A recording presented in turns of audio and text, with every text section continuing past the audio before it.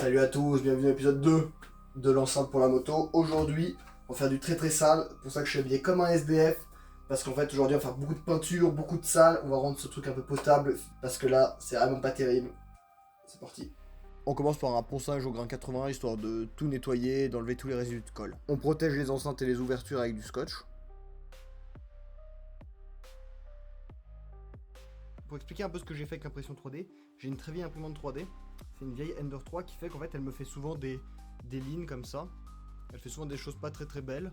Donc j'ai l'habitude, et donc pour corriger ça, j'utilise plusieurs produits selon la situation. Celui que j'ai pas mal utilisé au début, c'était le filler comme ça. Ça c'est très pratique pour boucher vraiment quand il y a des gros trous, parce que c'est vraiment une pâte qui est très épaisse. Lui c'est très épais, par contre ça se ponce extrêmement bien, mais on voit qu'il y a directement plus aucune ligne. Hein. Bon, c'est un peu moche parce que là j'ai vraiment pas bien étalé et tout. Par contre, ça s'étale pas au pinceau. Donc, ça, c'est un autre point négatif. C'est assez chiant et quand tu y ponces, ça fait vraiment beaucoup de poussière. Ce qui est assez connu comme petite alternative, la colle à bois. Ça fait une finition transparente là qu'on le voit quasiment plus. Par contre, on voit un peu les lignes, donc il faut mettre plusieurs couches. Ça se met au pinceau. Par contre, à poncer, pareil, c'est un peu chiant. Et puis, c'est la colle à bois, tu peux un peu y choper avec le papier de verre, ça peut s'enlever. Mais du coup, mon préféré, c'est de la modeling paste, de la pâte à modeler. Donc ça vient de Studio Acrylique. On dirait de la peinture acrylique blanche. Quand on y met, ça va vraiment une petite couche très fine. Ça s'étale au pinceau. Ça se ponce extrêmement bien. Ça se met vraiment au pinceau. On peut mettre plusieurs couches. Et donc dans la vidéo, ce que vous me voyez utiliser, c'est je mets une couche de modeling paste. Ensuite, je mets du papier journal. Comme ça, le papier journal, en fait, il fait une petite couche fine et plate. Et en fait, ça m'évite de devoir faire plein de couches de modeling paste et plein de ponçage. Donc je mets couche comme ça. Couche de modeling paste, couche de papier journal, recouche de modeling paste. Ensuite on ponce, et comme vous voyez sur l'enceinte, ça rend pas trop mal. Là c'est déjà pas mal. Un petit coup, j'ai du papier 400, on va mettre un petit coup. Là on peut voir, il y a encore les stries du pinceau. Cette fois j'ai mis les coups de pinceau dans ce sens là. Jusqu'à maintenant je faisais dans ce sens là, ce qui fait qu'en changeant de sens, ça a bien tout rempli en dessous. Et là en ponçant, ça va être nickel. Un petit coup de peinture, et ensuite j'ai une petite surprise pour l'avant. En plus de la partie en silicone.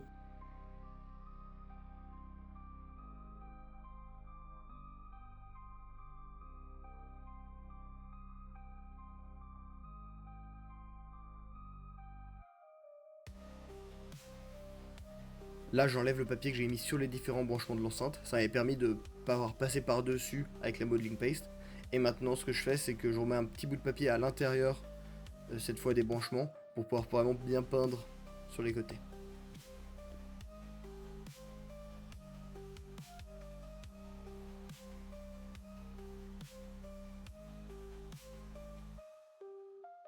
On commence par une petite couche de primer.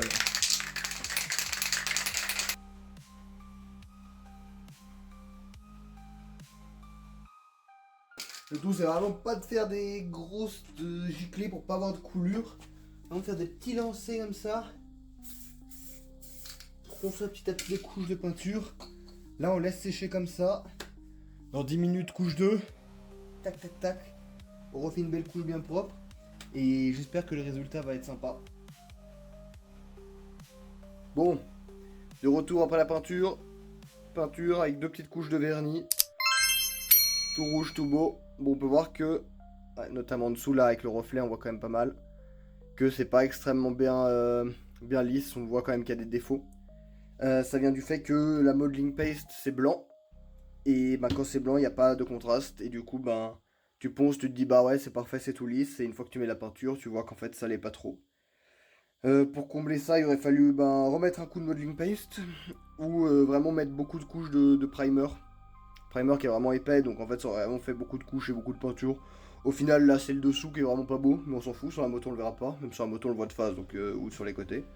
Et je suis assez content du rendu. Là on va enlever les protections, finir l'avant, et puis ce sera pas mal. Pour l'avant on va utiliser cette grille, hop, on va mettre comme ça sur l'avant, ça va être pas trop mal.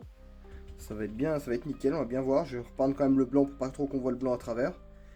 Et ce sera sympa. Et pour les boutons qui étaient bleus, je vais vous mettre une image au montage. C'était vraiment un bout de silicone bleu moche, je l'ai repeint en noir. Alors ça a été toute une aventure parce que j'ai essayé, c'est du silicone en fait donc ça se pend pas. J'ai malgré tout réussi. Si ça vous intéresse de comment j'ai réussi à peindre ce bout de silicone en noir, ce sera tout sur TikTok, par ici à peu près. Vous pouvez voir sur TikTok, il y aura 1 ou 2 épisodes je pense. sur comment j'ai réussi à peindre ça en noir et toute l'aventure qui va avec. J'ai essayé de le teindre avec de l'encre, etc. C'était vraiment toute une aventure, donc voilà, c'est sur mon TikTok si ça vous intéresse.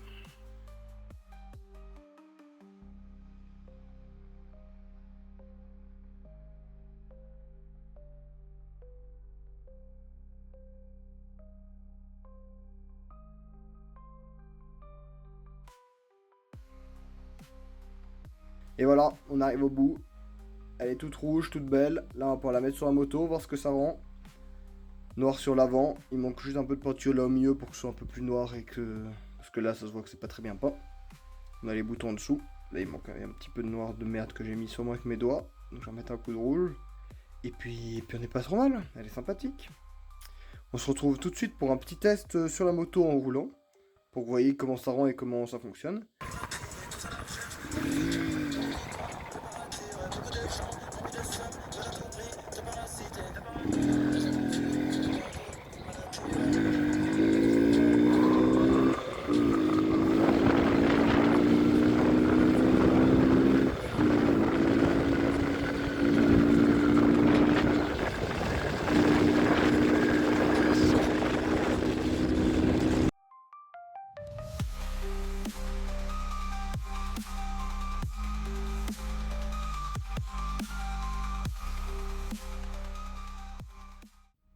Et voilà, on en a terminé avec cette petite enceinte. 2 petits épisodes, une mini-série. J'espère que ça vous aura plu.